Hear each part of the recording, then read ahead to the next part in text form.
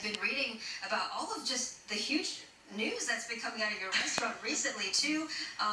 Revisiting when Keanu Reeves was at your restaurant, and a few other celebrities stopped by during Super Bowl week. There was like Bob Odenkirk who came by. He was there during Sketchfest and Super Bowl. Yeah, it's just been a whirlwind, I think, the last couple of weeks. Just incredible. Well, big congratulations, of course, to you on all of your continued success. Today we're talking about Lunar New Year, but people can also cook something up fun for the Valentine's Day weekend too. Yeah, so the dish that I chose is our cold sesame noodles. It is in our cookbook. It is honestly one of the easiest dishes you can make, and I think it's super fun too. It's something that we can build together. Great. And the other thing about it is Lunar New Year is all about symbolism, right? We eat a lot of foods for different purposes, dumplings for prosperity and money, egg rolls, golden bars. There's this theme. We want to like make money. We want the year to be better, but we sometimes forget the best and most important thing is our health, longevity. Yes. We're caring about health and wellness. And noodles represent long life, right? Yes, because the noodles are long. So we are going to build our own noodles here, which is cold sesame noodles. Right here we've got the sesame sauce. We've got different accoutrements, different toppings.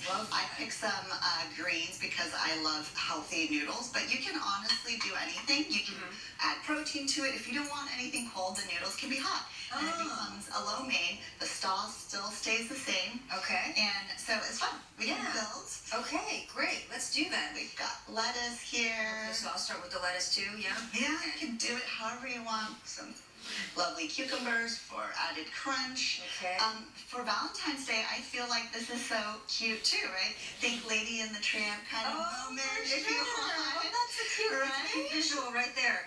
And I kind of like that, you know, if you have kids, the kids can kind of get involved with putting this together too. Yeah, and it's so easy. Like if you don't want to go crazy with all these toppings here, the kids can build something really simple.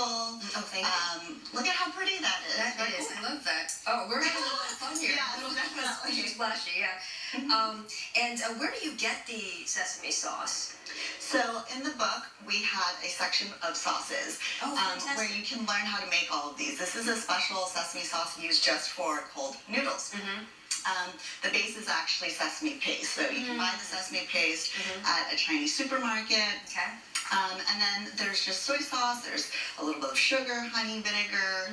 You blend it up together, and it's just this lovely, delicious sauce that can go on anything. Oh, great. So you made much of this from scratch then? Yes. Oh, that's fantastic. And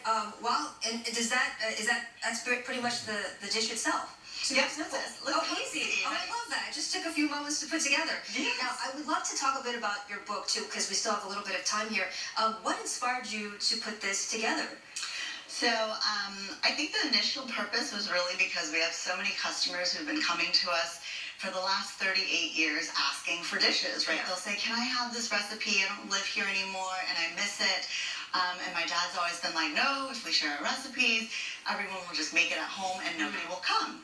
But now my dad is 76, and I think he's gotten to the point where he realizes that we've created something special. And so this is really a way to preserve that legacy, share that story, because nobody really knows the back history around how did House of Making actually come to be, right? It took a lot of hard work, grit. This is like an immigrant journey story that oftentimes in the Chinese community isn't really told because that generation just doesn't want to share, right? Like culturally it's difficult to share.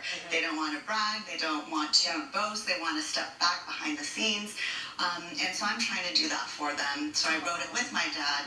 And I think it's just become something bigger than just simply sharing recipes. It's sharing the love that people have for each other, whether it's family, which is why they created House of Making, but also the community that we blossomed in, like Chinatown, right? That community and San Francisco, it takes a place like that for House of Making to become what it is. Yeah, it really is such a beautiful and it's an inspiring story, really. I had a chance to read a bit of it, and of course the recipes in here are just incredible. The photos, it's mouth-watering, really. If people have a chance to pick up a copy themselves too. Now, you know, for Lunar New Year, it is the year of the horse that we're coming up on. What is the message to our viewers this morning that you'd like to share? I mean, I like to think that this year we've already come out really big and strong, especially for the Bay Area. You know, the last couple of years it's been really tough. And when I think of a horse, I think of power, I think of speed, I think of like pride, right? Like the way that they move, it's majestic. So it's a really good sign for our city. All right. A good sign of even better things to come. Thanks so much, too. Thank you. Yeah, Chef, happy evening. Of course. Happy Lunar New Year. All right. Thank you.